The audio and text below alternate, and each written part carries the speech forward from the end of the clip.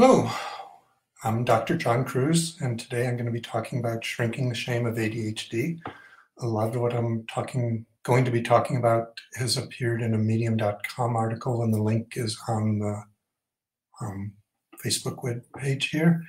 And also a lot of what I'm going to be talking about today is more generalizable to shame from a lot of different situations or conditions, not just with ADHD. Questions are welcome. I'm going to try to talk for about 20 minutes, and if you have questions during or at the end of that time, I am available to try to answer them. So the first place where I'll start is talking about what are sources of shame, or where does shame come up. So I'll go through a few scenarios. Let's pretend you're at a work meeting and you're working from home and everyone else is on Zoom and you're paying attention to your 3-year-old or to an interesting cat video you have somewhere else on the screen, and you're called on and you start to answer and you get cut off by your manager who says, "Joe just already told us that." And your reaction is probably, feeling that you should have paid attention, you feel shame. Often that can spiral into a bigger negative mass of emotions, including, I'm worthless, I shouldn't be at this company, I don't deserve to have this job, everyone's going to think I'm an idiot. So shame can quickly spiral into an expanded sense of negativity and depression and even suicidal thoughts. Other situations with ADHD that can cause rise to shame is impulsivity. So you're meeting your friend Cheryl, who you haven't seen in several weeks, because you've both been sheltering in place, and when you see her, you say, "Oh my God, that's an ugly shade of purple on you." And so your impulsivity, many other people might have thought the same thing, but with ADHD, you're more likely to blurt out a comment before you think about it fully. That can lead to, again, a social situation where you feel that you've done something inappropriate. And certainly hyperactivity. So if you're at a meeting or in a group and you're the one, I don't know if you can hear me over the microphone, you may not even be aware that you're the one who's drumming your feet or tapping your pencil or doing annoying things or bumping into people that are causing social transgressions that are more likely for you to be doing because you have ADHD than someone else might be having such issues. And the fourth sort of big area where ADHD can lead to social transgressions is just through emotional underregulation. So many people with ADHD have emotions that come up more strongly, more vividly, more immediately, and other people may feel, I understand why they're upset, but why are they screaming at everyone like that? Or why are they breaking into tears just because I commented on something they said at the meeting? So all of those are causes for social transgressions or people to be breaking social rules. And it's a frequently tossed out in ADHD circles statistic, and it's not an actual study that was measuring things, but Michael Jelenic, who's a Harvard-related psychiatrist, estimated, back in the envelope calculations, by the age of 12, the average kid with ADHD purely at school is receiving 20,000 more negative comments for ADHD-driven behaviors than a non-ADHD kid. Dr. Dodson in Colorado is the one who's popularized that statistic. And again, it's not an actual measurement, it's a back of the envelope calculation based on how many times the kid's likely to do something that the teachers are likely to think is inappropriate or not fitting. And it's not surprising, with all that negative feedback being told over and over again, that you're wrong, that you're defective, that you did something inappropriate, that kids with ADHD may grow up with a negative self-image or a feeling that they are wrong or defective.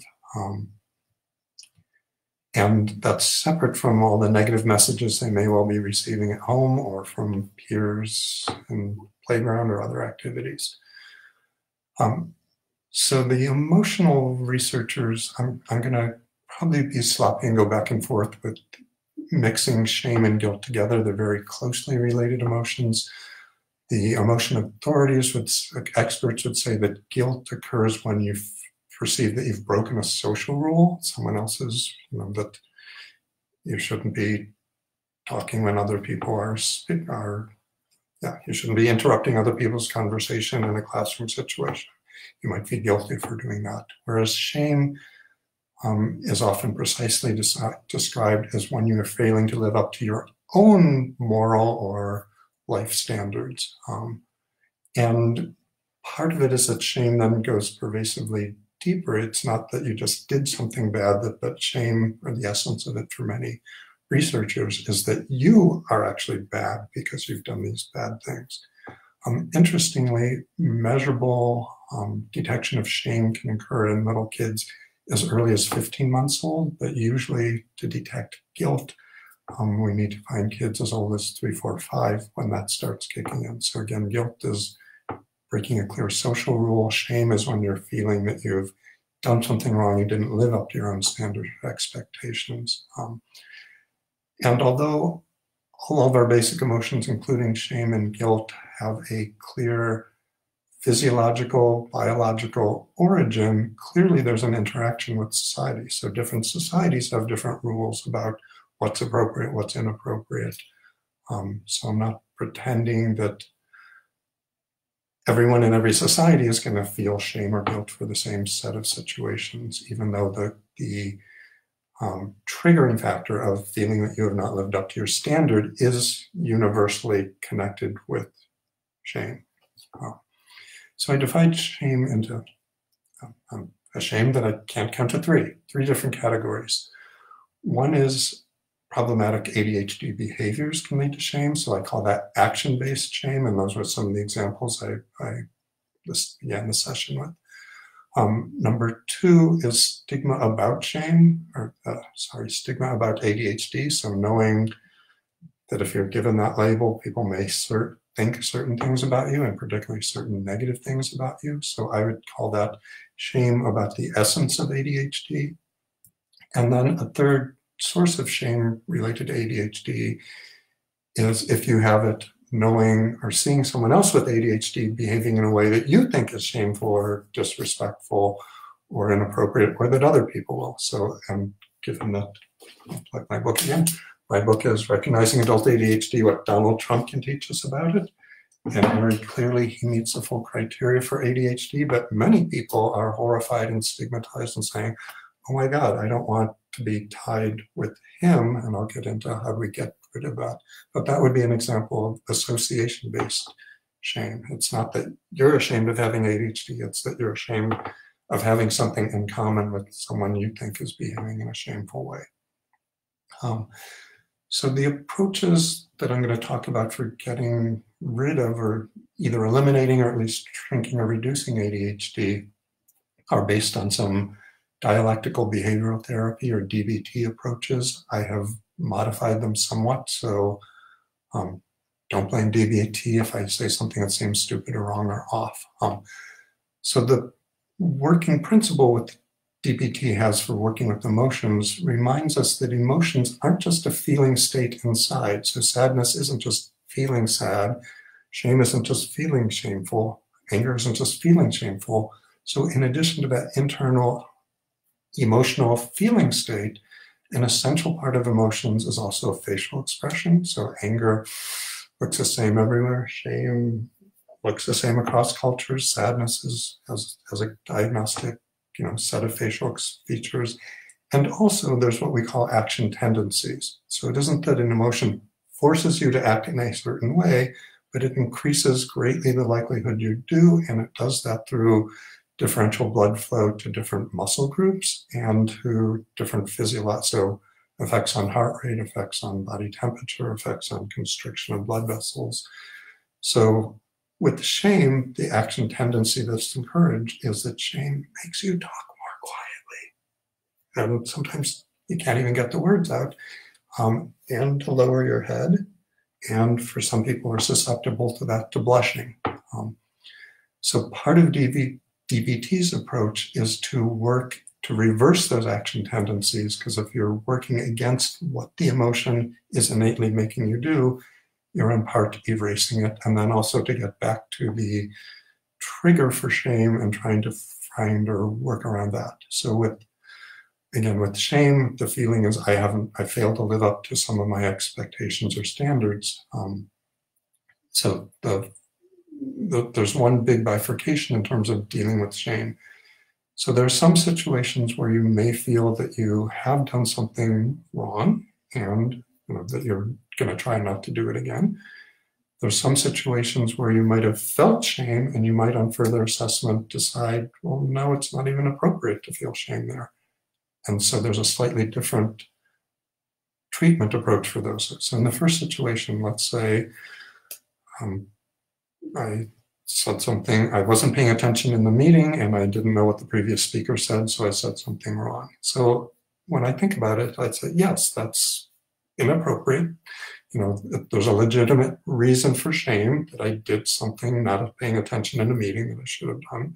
So the way to correct it is in a loud voice and out loud, standing tall, so not with your head down, not in a whisper, saying, I did this, I was inattentive in the meeting, and to make sure that it doesn't happen again, I will remove distractions, I will turn off other programs on my computer, I will take my medication on time to make sure I can be as attentive as possible in future meetings.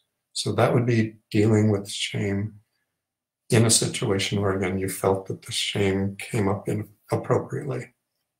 On the other hand, if the shame came up, and I use, so someone says, in the same meeting where you didn't do anything particularly wrong, but someone says, you have ADHD, don't you? And you get all ashamed and feel bad about that. And when you think about it, you acknowledge, yes, I have ADHD, that's not shameful. So in that situation, the way of countering it is to say, again, out loud, in a loud, clear, definitive voice, looking straight ahead and not with your head down, is, yes, I have ADHD, and actually, I don't think there's anything shameful about that. So I will try to manage it, I will try to work with it, but I'm not going to try to eradicate or deny that, yes, that is part of who I am. So again, the DBT approach is to work against the action tendency. If you feel you did something shameful, it's to say, yes, I've done this, and this is how I'm going to make sure this doesn't happen again. And if it's something you did that you don't feel you need to be shameful about, it's saying, yes, I did this, and I'm going to continue to be this way because I don't need to be shameful. So again, those are two different ways for dealing with action-based, what I call action-based shame, where you've done something that's a social transgression or infraction. Two other things to remember are that medications, if you're on them, and some of our cognitive behavioral therapy and other therapies are actually helpful for changing some of those behaviors that contributed to the social transgression. So if you're on your medication and it's a proper dose and it's working for you, you are less likely to be inattentive, you're less likely to be impulsive, you're less likely to be hyperactive and bumping into people or tripping over yourself or causing restless noises that are annoying others, or to be emotionally underregulated and bursting out on others. And similarly, many of the cognitive behavioral strategies for dealing with ADHD can reduce the likelihood that you display some of these specific behaviors leading to the action-based shame. So moving on to what I again called essence-based shame, where you are ashamed about the very existence of you having ADHD.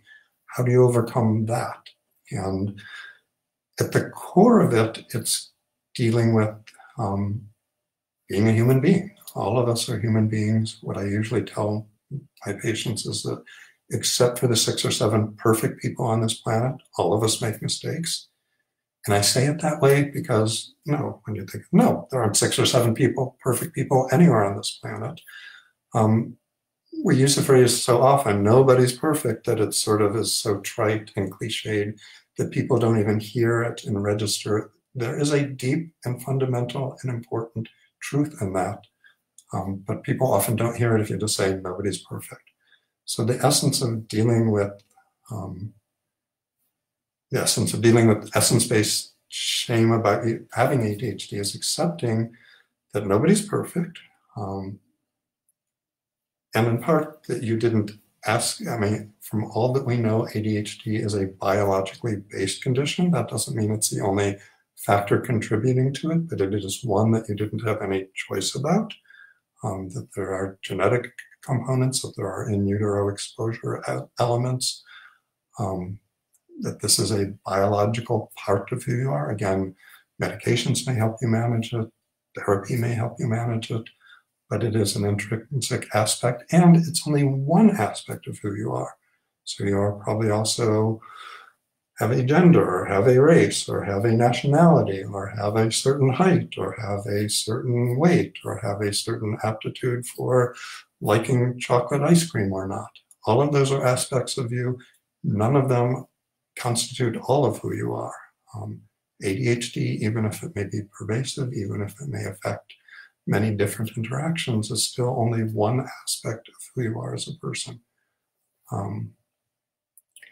And particularly with ADHD, one of the things to remember is none of the problems that ADHD causes are unique to ADHD. And by what I'm trying to get at there is blurting things out are things that everyone does at least occasionally. Being inattentive and missing a social cue or missing a piece of information in a presentation is something that everyone does at least occasionally. The issue with ADHD is that, yes, you're doing it more frequently, but if you're feeling bad and horrible in a meeting because you were inattentive, why would that make you a horrible, awful, defective, wrong person when everyone does it at least occasionally?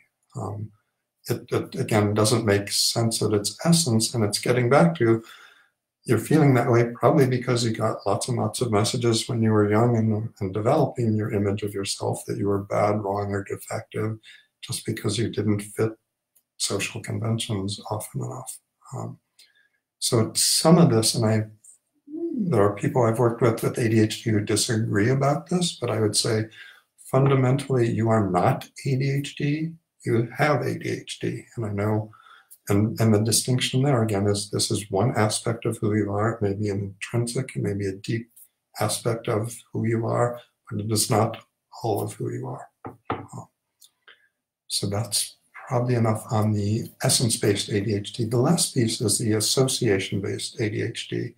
And the clearest, easiest description, and I'll go into it, is lots of people in the ADD community are upset about me because I've written about Donald Trump's ADHD.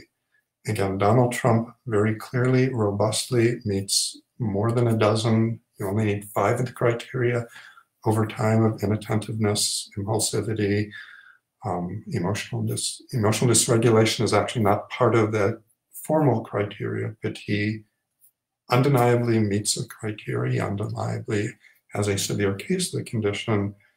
And I think we should be talking about it to help educate people about ADHD. You can disagree about that. But again, to be ashamed of it because he has something that you have, I would argue doesn't make a lot of sense. I mean, he's also male, he's also an American, he's also maybe 6'1" or 2 or 3, depending on what report you listen to. There are many attributes and aspects of him, and everyone who's 6'2" doesn't have to be ashamed of Trump because he's also 6'2". So why would you be ashamed because you share one thing in common with him?